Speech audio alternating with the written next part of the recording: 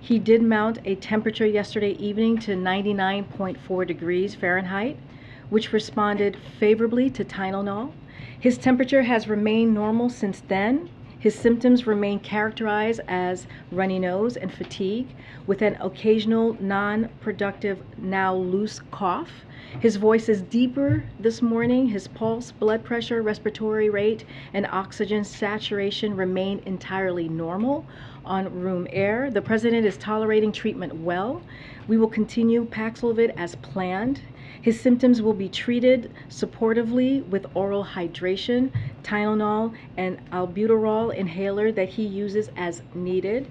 His Eliquis and Crestor are being held during Paxlovid treatment and for several days after his last dose. During this time, it is reasonable to add low-dose aspirin as an alternative type of blood thinner. As I stated previously, the president is fully vaccinated and twice boosted, so I anticipate that he will respond favorably as most maximally protected patients do. There has been nothing in the course of his illness thus far which gives me cause to alter the initial expectation. Early use of Paxlovid provides additional protection against severe disease. He will isolate in accordance with CDC recommendations, and he will continue to monitor him closely during this very common outpatient treatment regimen. As promised, I will keep your office updated with any changes in his condition or treatment plan, respectively, Kevin C. O'Connor. So I also wanted to update you on what the president has been up to and how he's continuing to work hard on behalf of the American people. Last night, the president signed the baby formula bill Congress passed. He also spoke with Senator Carper to see how he was feeling and to the hosts of yesterday's DNC event to thank them for their flexibility. This morning, the president received the president's daily briefing virtually, as you all know. He also met virtually with his economic team on the progress being made to lower gas prices for American families, as you all saw yourselves. Dr. Jha and I spoke to the president over FaceTime this afternoon. I asked him if he had a message for the American people. The president said he's still putting in 8+ hours of work a day, and that he wants to remind Americans to get vaccinated because, in his own words, it matters. Look, the president hopes the country will see that while we should continue to take COVID very seriously, we have the tools we need to deal with this. President Biden is benefiting from 2 vaccines, 2 boosters, and he's advocating for every American to take advantage of these vaccines and boosters, which we have made available for free at 90,000 convenient places nationwide. And he's benefiting from Paxlovid, a powerful antiviral we've made available at 42,000 locations, including local pharmacies across the country. All Americans have access to the same vaccines, boosters, treatment that President Biden is receiving right here at the White House.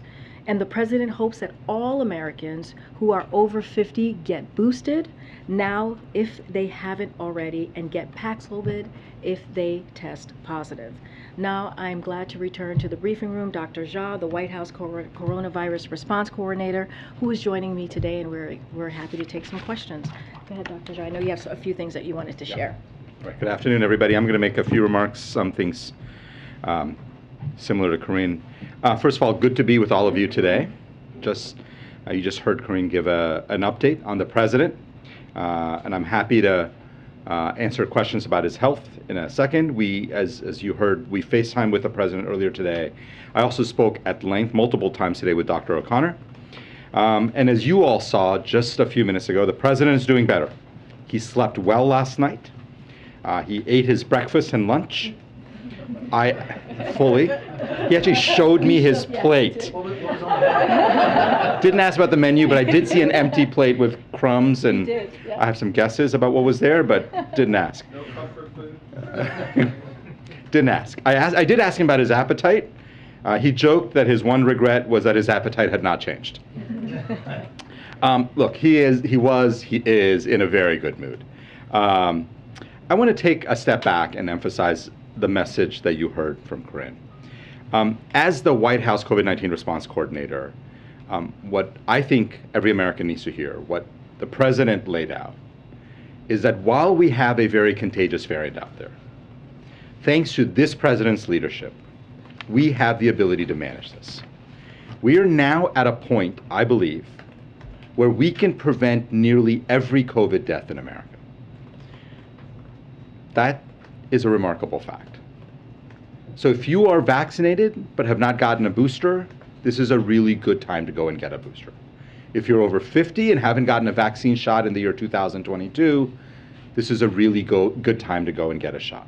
They are free, they are widely available, and as you heard, if you are over the age of 50 or have any kind of chronic condition that meets CDC criteria, please consider getting treated if you have a breakthrough infection. And if you don't have a regular doctor, you can go to covid.gov and find a test to treat site near you. I also want to share some data about the progress we are making both on vaccines and treatments just over the last couple of weeks. Over the last 7 days, we've gotten 2.2 million more shots into people's arms.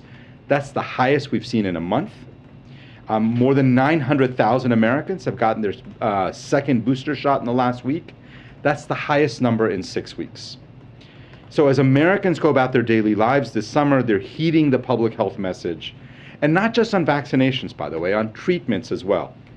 You know, when I started in this role about 3.5 months ago, we were seeing less than 4,000 prescriptions a day of Paxlovid. Now Paxlovid prescriptions are at their highest level. Last week, about 40,000 courses of Paxlovid were prescribed every single day across America. It's a remarkable fact. And if you think about the fact that we have about 120,000 identified infections, even if you assume that some infections are not getting identified because of home tests, it's a large proportion of people getting Paxlovid. I think that's really good. It's preventing hospitalizations. It's preventing deaths every day. Overall, just so far in the month of July, 920,000 Americans have benefited from Paxlovid. We have secured 20 million courses of Paxlovid. That's the most in the world by a lot. And again, we've made it widely available and, of course, free. All right, let me finish by providing what I think is really the bottom line. It's great to see the president doing better. He's doing better because he is vaccinated, he is boosted, he's getting treatments. He is getting world-class treatment, exactly what you would expect for the President of the United States. And the President has made clear to us that it's incredibly important to him, and therefore it's incredibly important to all of us, that all Americans have easy, free access to the same world-class treatment that he's getting. Vaccinations, therapeutics. So my message to my fellow Americans really is this: please avail yourselves of this vaccine to build up your immunity. Please avail yourselves of treatments if you qualify, if you get infected, and let's continue to do everything we can to prevent serious illness and death from this pandemic. All right, thank you very much for listening, and I'm happy to take questions, as I know KJP is as well. A few quick ones. I know the White House released his elevated temperature level of 99.4 degrees. Can the White House provide specific numbers on his oxygen levels, blood pressure levels, beyond just saying that they are normal? Would you be willing to release that information? You know, what I will say is he gets his vital signs checked several times a day. So, of course, there are multiple numbers in there. All of his vitals, including his temperature, I would argue, but all of his vitals have always been in the normal range. His heart rate, his blood pressure, his oxygen level, and his temperature.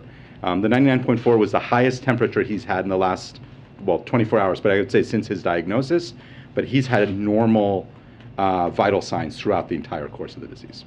And by this point, has the White House identified all close contacts of the president, and do they go beyond, I believe, the First Lady, the Vice President, and Ron Klain? So the White House Medical Unit has identified and informed 17 people determined to be close contacts of the president, including members of his senior staff. None of the staff members have tested positive to date, and all of them are wearing masks around other people per CDC guidelines. No members of the press have been identified as close contact as well, and this also includes the member of Congress that he traveled with recently.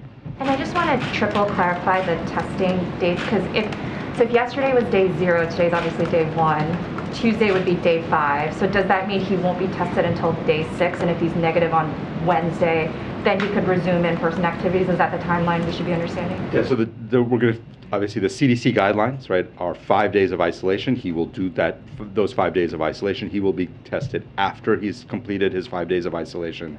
And once he tests negative, he will return to work. So he'd be first tested next on Wednesday.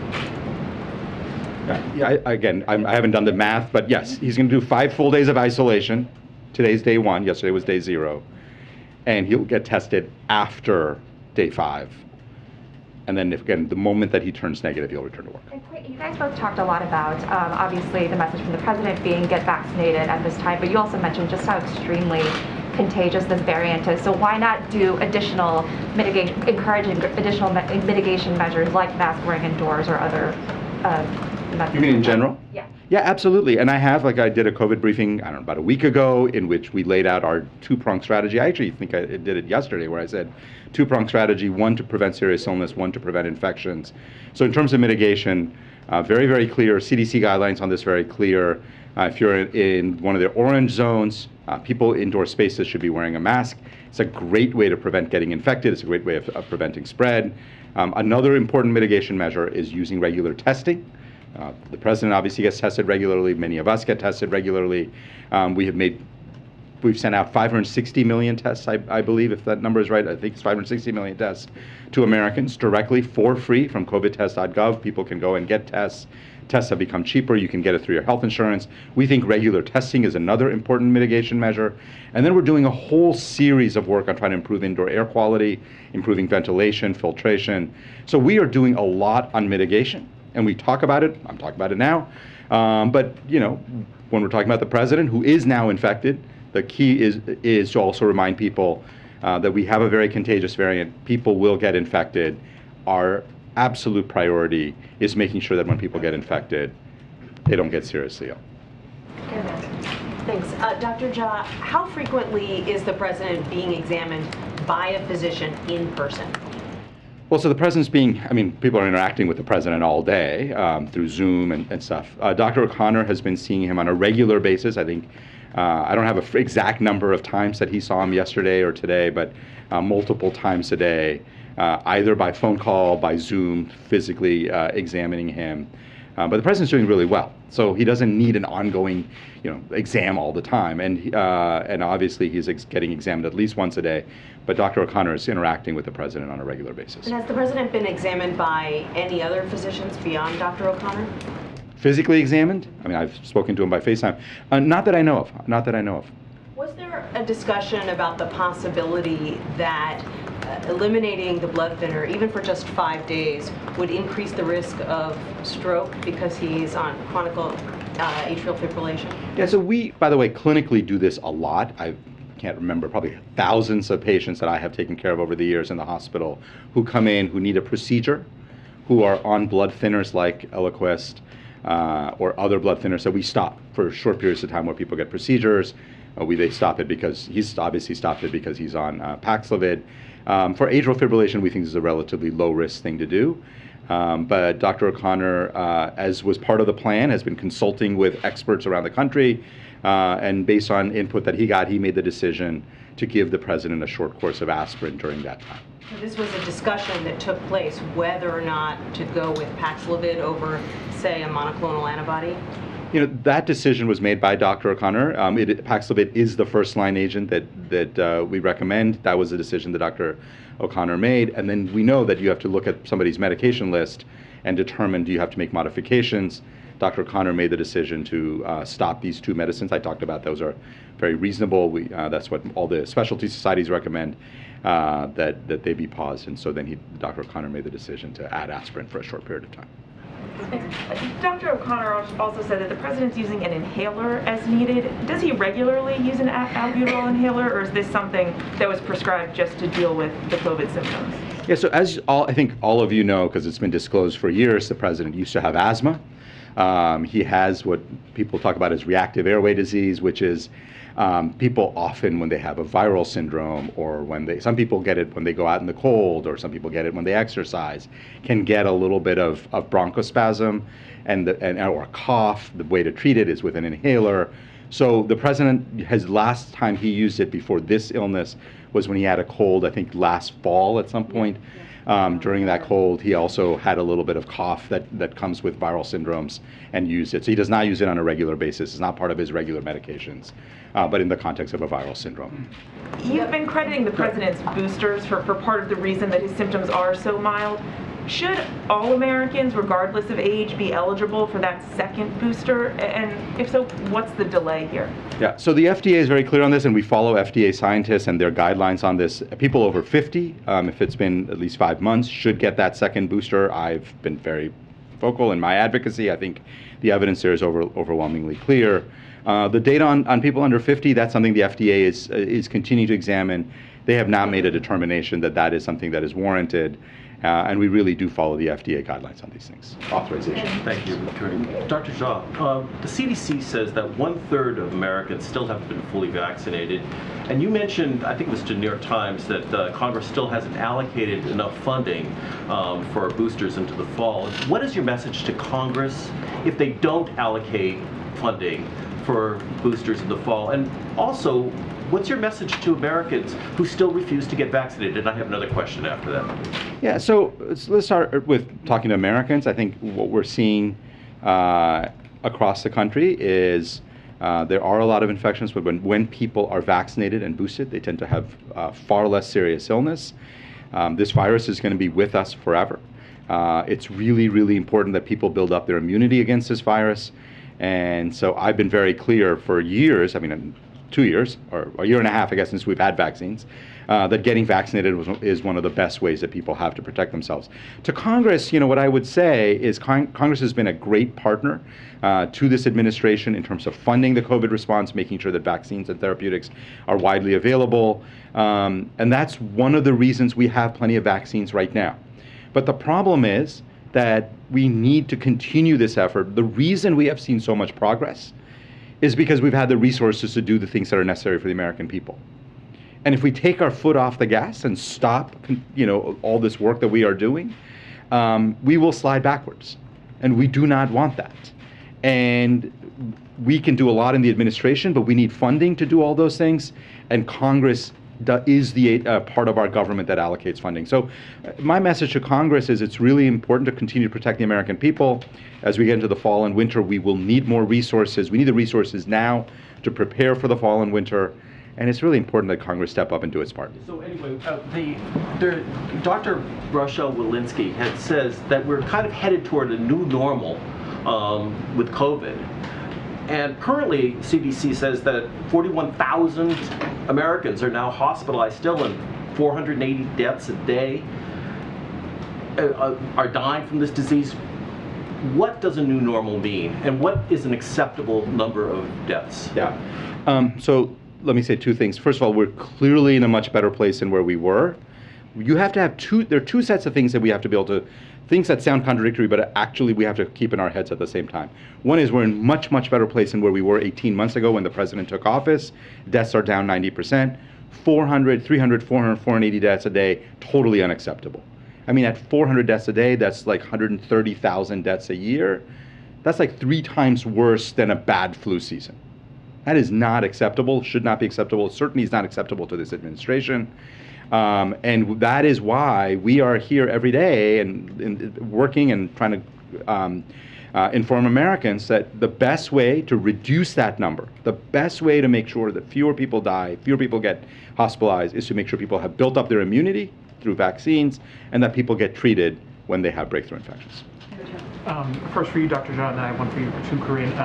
So on bringing him down from the Eliquis, a number of physicians have suggested that having the dosage might also be, or might be a preferable option. Could you talk a little bit about why that course wasn't taken? Yeah, there are several different ways of doing this. What I know is that I spoke to Dr. O'Connor. He has consulted, and again, we had a plan that, and Dr. O'Connor had a plan to consult experts at Walter Reed, at GW, elsewhere. He's done those consultations, and based on that input, Dr. O'Connor made the decision to stop it for 5+ days and then start aspirin. And just to clarify, and he has started the aspirin course, or that was just something that was recommended? He has started the aspirin course, as I understand it. For you, Karine, I didn't hear in your introductory remarks a look ahead to next week, and I'm just curious if you have anything, if this is going to delay the Xi meeting, for example. Where are we on that? So as far as President Xi, I don't have anything to share on that. I know the president spoke to that a couple days ago, and his words was he's expected to speak to him in the next 10 days. Nothing on his schedule to share at this time. Look, when it comes to President Xi, we have kept open communications with China, as we have stated many times before, on staff level. The president last spoke to him in March. I don't have anything more to add on that. When it comes to the schedule, we'll see how the president does. He's improving, which we all should be thrilled that the President of the United States is doing better, according to Dr. O'Connor. That is good news, and we welcome that good news, and we continue to wish him well. Karine, are the chances of serious complications behind the president now? Can you all at least speak to that? Yeah, what I would say is he's continuing to be monitored very, very closely. It's obviously this is day one, but it's his second day that since his infection was identified. I'm really happy to see that he is getting better, and we will continue monitoring very closely until he tests negative. And so, chances of serious complications? I think the chances of serious complications for this president have been dramatically reduced by building up of his immunity and getting him antiviral drugs, the things that really make a huge difference in lowering his risk. And that's, I think, the most important part of this. We'll continue monitoring him. And we'll see how he does over the next few days.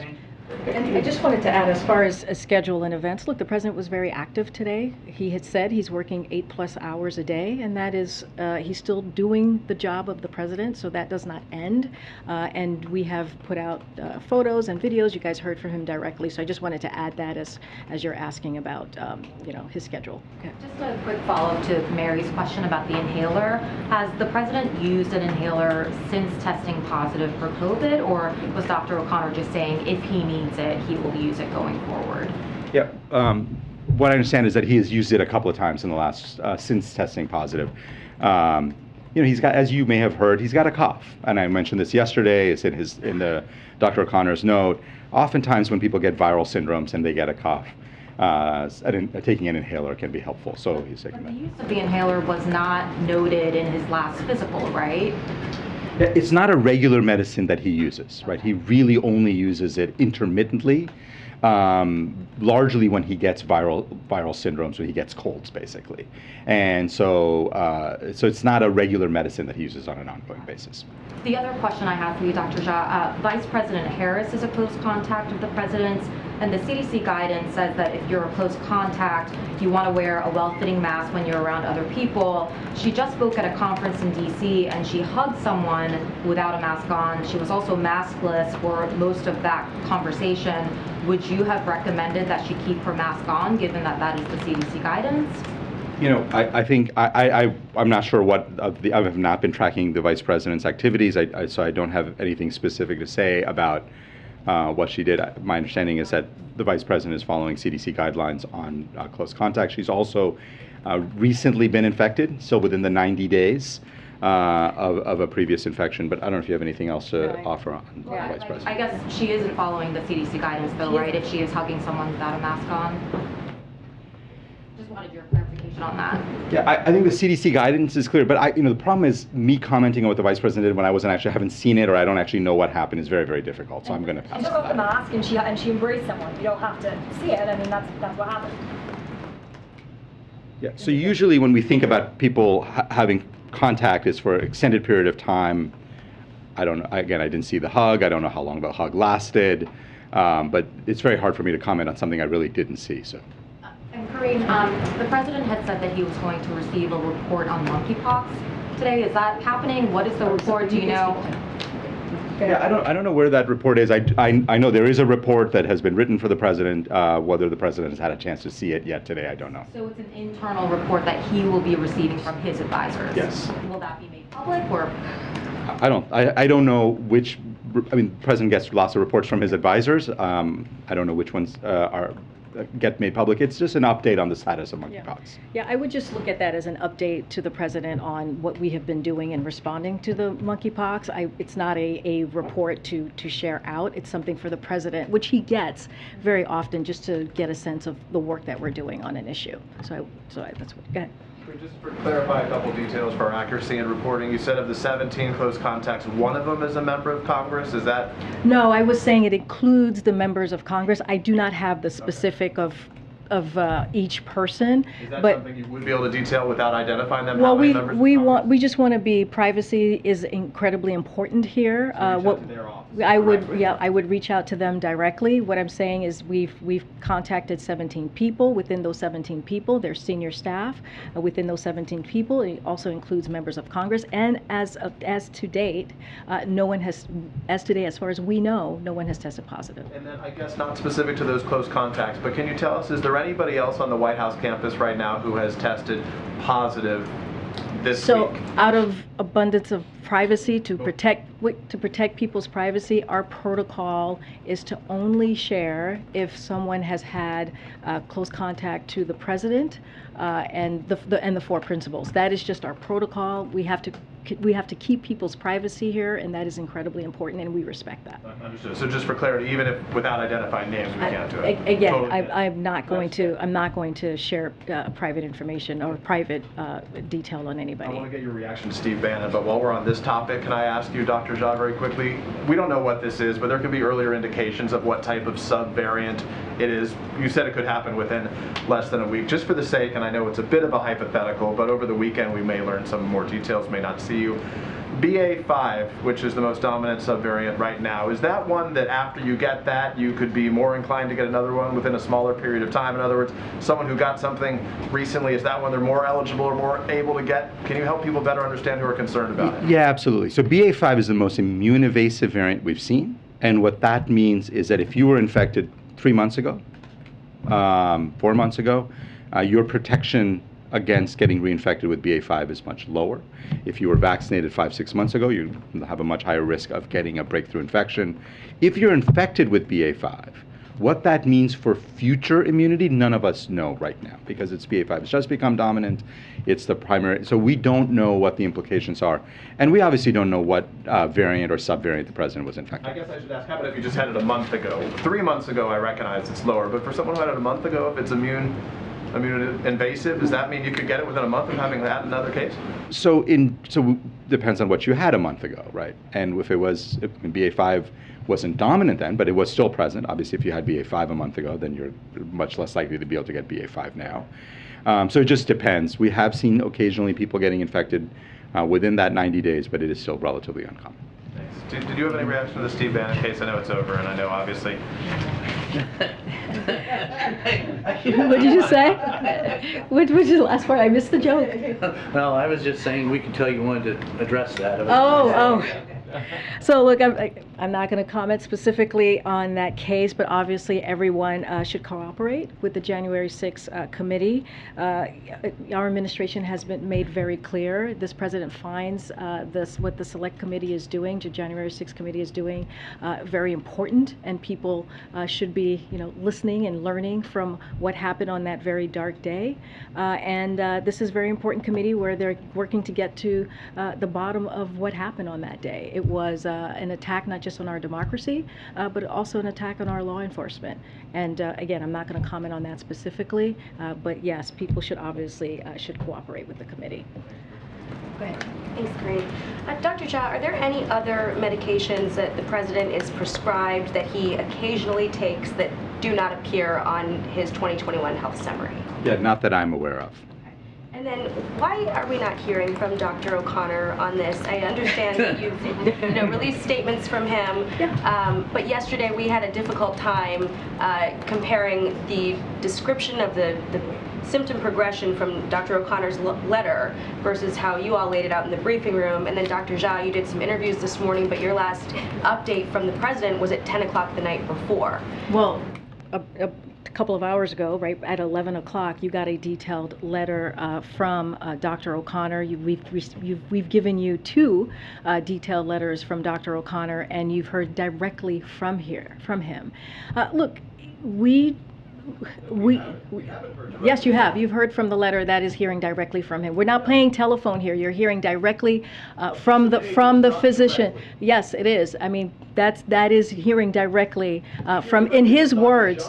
In his words, you are hearing directly from Dr. O'Connor, as I read out. But I'm answering your colleague's question here, so give me the second to do that. Thank you.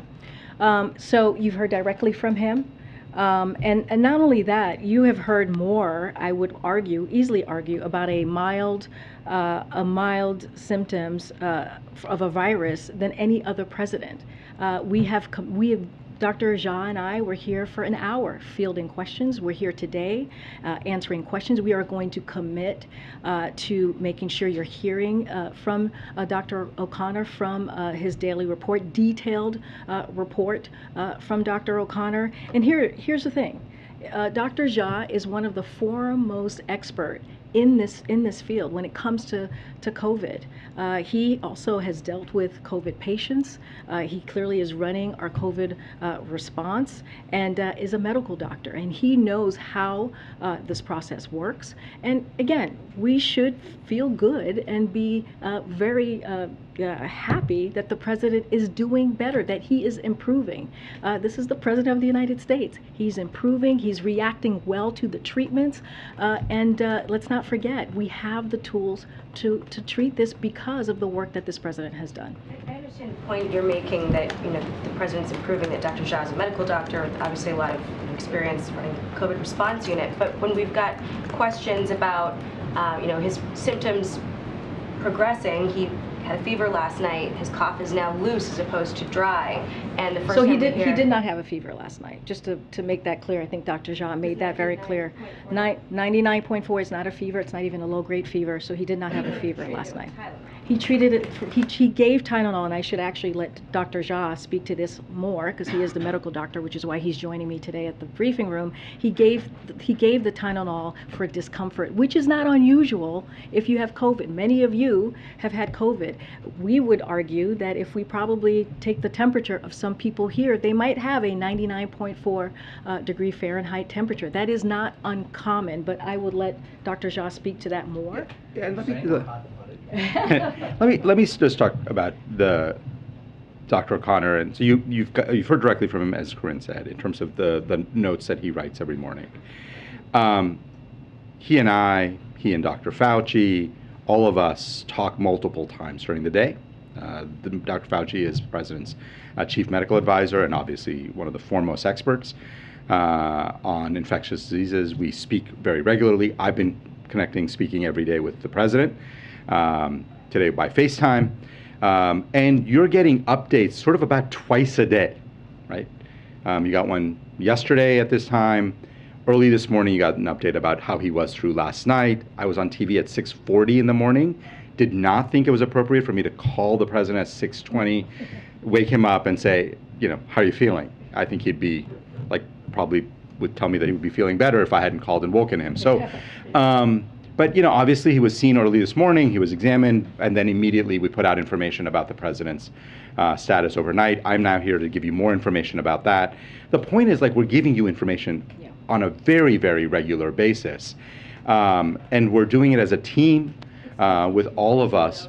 So when his letter has described his 99.4 degree non-fever as being treated with Tylenol, and now we're hearing from you that he was treated for discomfort, that's an inconsistency. Yeah, so I'll have to pull up the letter, but what I understand, and spoke to Dr. O'Connor, spoke to the president. and those of you who know, 100.4, so I've been taking care of patients for 20 some odd years. 100.4 is what we consider a low-grade fever. 101.5 is what we consider a regular fever. 99.4 is very much within the normal range. Most people are between 97 and 99. People tend to have slightly higher temperatures later in the day and into the evening. This is often why we see fevers often come up for people who actually have fever in the evening. Told you yesterday the patient was the president, was feeling tired, and he just didn't feel as great yesterday. He feels much better today, by the way. And for anybody who's ever had a viral syndrome, I assume many of you have had a cold in your life, many of you have had COVID, many of you might have had a flu. When you just don't feel great, taking Tylenol helps you feel better. And so Dr. O'Connor gave him some Tylenol early in the evening, but noted, because his temperature was 99.4, he just noted his temperature was 99.4. That was the highest temperature the president's had in the last 24 hours, or since he was found to be infected. And so he noted that as a part of his treatments. But the president has had no fevers. 99.4 is the highest temperature the president's had so far. And the president is continuing to do better and feel better today. Will you continue to do these briefings throughout the weekend? I already spoke to that. I may not have spoken to that. I'm excited to hear that you guys want to hang out with us over the weekend. As much as possible. Wow. Okay. Look, we are going to continue, in all seriousness, we're going to continue to provide updates from the president's physician, as we have, detailed report as you guys have been receiving, and we'll see you guys on Monday. We're not going to be here over the weekend, but we will be communicating as we have been the last 24 hours ago. Or see him newly every day? I can't promise anything right now or commit to any specific. Change in his status? If there's any change, again, you're going to get a daily report from the president every day, and so that will provide any information about his health. But I just want to reiterate this: the president is improving. He has very mild symptoms of a virus, and we should be thrilled that the president of the United States is doing better. And again, it's because of the treatments. That's the wrong administration. You're asking the wrong administration that question. But again, we have the tools, and that's why we're able to give him the treatment. And also, this is what the president has been working on for the past year and a half, to make sure that the treatment that he's getting, others can. So again, folks should get vaccinated if they haven't, and they should get boosted as well. We're going to continue. Go ahead. Thanks, Karine. Speaking of this weekend, are you aware of any plans to schedule events, briefings, meetings for the president while he's in isolation, or is it the expectation he'll just watch TV all weekend? Well, it's a similar question that I just got. Right now, we're going to what we commit to is making sure you all hear a detailed report from the president's physician. If we have more information, we will share that with all of you. No plans for him to engage in activities or anything like that? Again, if we have more to share, we will share that. I don't have anything right here at the podium to share with you. What can you tell us about, other than, for example, the official photographer or videographer, who else is actually in the room with the president? Is he being staffed? Is the chief of staff actually in the room with him, or anyone else? So, primarily, all of his meetings have been virtual. You saw one meeting just moments ago, right before we started this briefing, with his economic team. You all had an opportunity to go into the South Court Auditorium to hear directly from the president. So primarily, all of his meetings have been virtual. He is following CDC guidance when it comes to a very, very, very small footprint around him. As you saw, the videographer, the photographer was with him. They were socially distanced at 6 feet. They wore N95 mask. We are making sure that we keep to. He is making sure that he is isolating and keeping to the CDC guidelines. So just as far as you know, just the videographer, the photographer, small footprint? A very small footprint. I don't have a list for you at this time, but a very small footprint. He is indeed adhering to the CDC guidelines. Following up on Jackie's question, can we just clarify for the record the timeline of the president's illness? Dr. O'Connor's letter, the first letter yesterday, said that symptoms, or at least the cough, started Wednesday evening. Then the briefing, Dr. Jha, yesterday you said that he wasn't symptomatic until Thursday morning. So can we just get it, when did symptoms actually start? Yep, and I spoke to the president and I asked him directly on Wednesday evening, 2 evenings ago. Felt fine all day, felt fine in the evening. The only thing he said he felt before he went to bed was he felt tired. He did not have a cough, did not have any other symptoms on Wednesday night. Now, whether that tiredness is part of COVID or whether he had just had a long day, he had been standing outside in 95-degree temperatures, speaking. Again, I sometimes look at the president's schedule and I get tired looking at his schedule.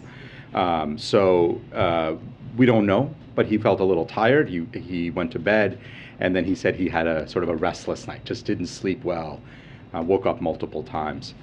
Again, is that a COVID symptom? It's hard to say, right? I mean, people have restless nights. They're tired before they go to bed. The next morning, he got tested as part of his routine testing. What Dr. O'Connor described to me was he asked questions like, how you doing? How are you feeling? As the antigen test came back positive, he began to probe more. Obviously, as the PCR test was being done, are you really feeling okay? And the president said, well, I sort of do feel like I have this bit of a runny nose and a little bit of a cough, and those things the president said he'd really been aware of just that in the morning, around that time. That's what Dr. O'Connor described to me. That's what the president described to me as timeline. And that's how I understand the symptom progression. Karine, two of the events that the president's had to pull down for now are political ones. There was the fundraiser in Philadelphia, DNC event in Florida. Is he concerned at all about, one of the things he wanted to do moving forward was really start drawing this contrast message with Republicans ahead of the midterms? I know he's working a lot remotely, but is he worried at all about the political piece of his job suffering right now? No, he's not worried. He's going to continue to do the work that you've seen him do. He's also making phone calls. He's having these virtual meetings that we have provided. But this is a, as we know, COVID is not unusual, right? This is something that we were preparing for. There is treatment, right? There are tools to make sure that we all are able to deal with COVID in this current time, and we'll continue to move forward on that. But he's not concerned.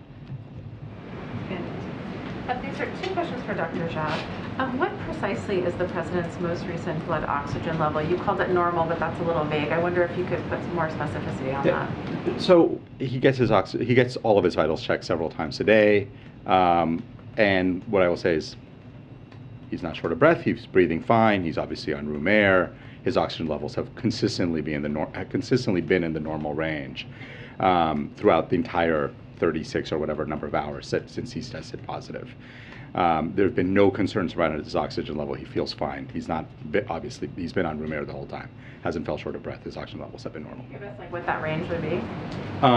What the normal range is? I mean, I think you can look up.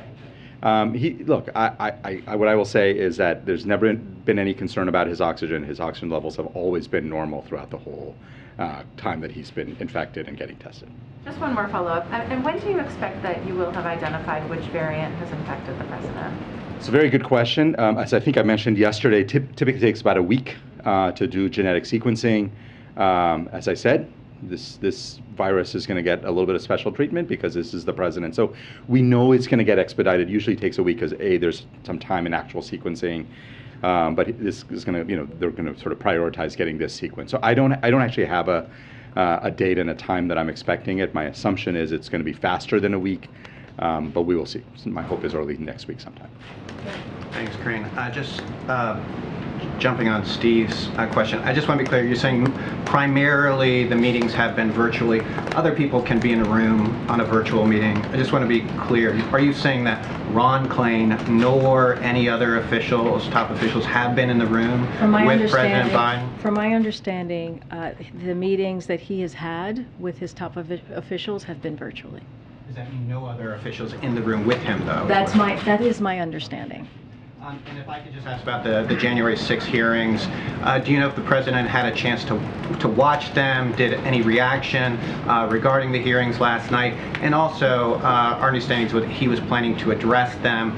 Obviously, that's not going to happen in the next couple days, but is there a plan to address the January 6 hearings in the near future? There's no plan at this time for the president to address the hearing. I can tell you that I asked the president if he was able to watch the hearings last night. He told me he caught some of it, the beginning of the hearings. And I will say what we have said and reiterate what we have said many times. The president believes that it was a very dark day in our time, in our history, in our democracy, when we saw the attack that happened at the Capitol, when we saw the attack on our law enforcement, and he believes that he supports the January 6th committee. He believes that they're doing important work, and he really believes that the American people should be watching and paying attention. I know that was their last hearing last night, but he was able to catch some of it. On the part that he caught last night, did he share anything about those specific parts?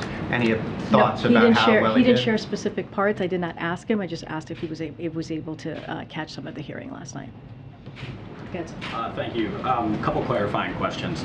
I know you said that his temperature, or even Dr. O'Connor said after citing his temperature of 99.4 degrees, said after Tylenol, his temperature has remained normal since then. I know you said the numbers have ranged a little bit, but can we just have the most updated number, the most updated temperature from today that the president was experiencing? Like what temperature did he record this morning? I don't know that. What I will say is that his temperatures have always been in the normal range. Again, he's getting his vitals checked several times a day. The highest temperatures he's had so far is 99.4. That was the temperature from last evening, which again, in my 20 plus years of clinical experience, I would never call an elevated temperature. Certainly not a fever. And all of his vital signs, heart rate, blood pressure, oxygen, temperature, have all been in the normal range every time he's had them checked. Understood. 99.4 isn't considered a fever based off CDC guidance, but Dr. O'Connor still said his temperature has remained normal since then, since he recorded 99.4 degree temperature. Yeah. So if he's saying since normal since then, that would indicate that it was not in the normal range. How did he describe it? Yeah. So I talked to Dr. O'Connor about this, and no, did not. I mean, basically about the president. Often in clinical practice, especially when you have somebody who's infected and you're reporting on that person, you often report that person's highest temperature. We call it the Tmax, or maximum temperature of the last 24 hours. And that is what Dr. O'Connor was doing in that moment. He was reporting the highest temperature that the president has had, which turns out to be in the normal range. So his highest temperature in the last 24 hours, or since he got infected, or since he's been known to be infected, has been 99.4, and has remained in the normal range. So you can read that in two different ways if we try to parse it. It was in the normal range and has remained in the normal range since then. Look, we can try to parse out the words. The bottom line is, the president's doing better. His vitals are normal. You all saw him. His appetite is good. He's doing pretty well. Right? Thank goodness. And by the way, right, because we're all thrilled. I suspect you're all thrilled. I know the American people are relieved. This is all good. And the president is doing better. He's obviously going to be continued to be monitored. He's going to remain in isolation. He'll get tested once he's done with his isolation period. But the big picture point here is the president's doing better today than he was yesterday. And yesterday he had mild symptoms. Today he's feeling even a little bit better. He's doing well. Just want to clarify. I understand there's been questions about Dr. O'Connor, but does the White House plan on making him available for questions, making him available to the public at any point? We feel that Dr. O'Connor's statements and his detailed report, again, on a situation, as the doctor just said, is mild, very mild, and he's able to continue to do his work, is enough. We have Dr. Jha here, who's a medical doctor, who is renowned in this field for COVID, who is for the COVID response and what we've been seeing for the last 21 months. And so we wanted to make sure we provided that expertise, and that's what we're doing. And again, Dr. O'Connor is providing detailed information on the president's physical health at this time. Completely appreciate the letter. Just, you don't think there would be additional value, even just for assuring the public and giving the press the opportunity to ask follow-up questions indirect? No, I hear you. We are assuring the public. We've been here now, I don't know, 45 minutes talking to all of you. We were here an hour talking to all of you, answering questions, fielding questions. And to be quite honest, there's nothing, we don't believe, and Dr. O'Connor believes, there's nothing more that he could add to what's already in his report. And so again, we're going to keep that commitment in providing information every day, a detailed information from Dr. O'Connor. But we've answered this question many times, so let's give your other colleagues. Okay. The Secret Service's record keeping is obviously in the news, particularly around January 6th. This is also a cybersecurity agency as well. I know that I'm not asking a question about specific allegations, but does the president think that a federal agency should, have a system that purges texts, including around, for employees that have a sensitive job, such as, protecting the former president of the United States? So, of course, we believe in the following the public records rules. That is something that we believe that should be done, should be followed. But I will say this because this is, I think, important. The president has confidence in the men and women who protect not just him but also his family. You mentioned how the president is feeling better today, but he still sounded a little more hoarse during his remarks. Is that at all any sort of cause of concern, or is that just kind of, I don't know if any of you have ever had a cold or a viral syndrome. I find that when I've had it in the past, sometimes I start feeling better, but my voice sounds a little bit raspier. I think that's what you heard today. Look, when we spoke to him, he was energetic. He's got a pretty packed schedule. He's clearly feeling better. He says he's feeling better. And he's got this cough. And what happens when you get cough is, like, after a while, your throat can get a little bit, your voice can get a little bit hoarse. And I suspect that's what's going on here. I just have one more clarifying question on the president's temperature last night. Was it taken as part of routine, or was it taken because of some discomfort, as you had mentioned earlier? No, it's just taking part of his routine vitals. Thanks, Karine. This can be for either of you or both of you. In the conversations that you've had with the president, has he expressed any regrets about the recent mitigation or protocols he's taken in the last 2 weeks, say? Regrets about not wearing a mask at some point, or somewhere he went that maybe why he got COVID? Has he said anything like that? You know the president. The president likes to interact and engage with the American public. What you've seen the last couple of weeks, the last several months, I would argue the last several years, is Joe Biden being Joe Biden. And the reason why he has done the work that he has done since he walked into this administration on making sure that there is a comprehensive COVID response, making sure there's vaccines, making sure there's boosters, making sure there's Paxlovid so that people are getting the treatment that the president is getting right now currently, is so that we can get back close to normal, right? We're getting there, and this is part of his job, is to interact with the public, is interact with everyday people. So he does not regret that. And let me just add that exactly as Karine said, we've heard nothing to that effect. But it's actually really, there's a broader important point, which is I find, partly because I've been so involved and so identified with COVID, right, over the last 2 years.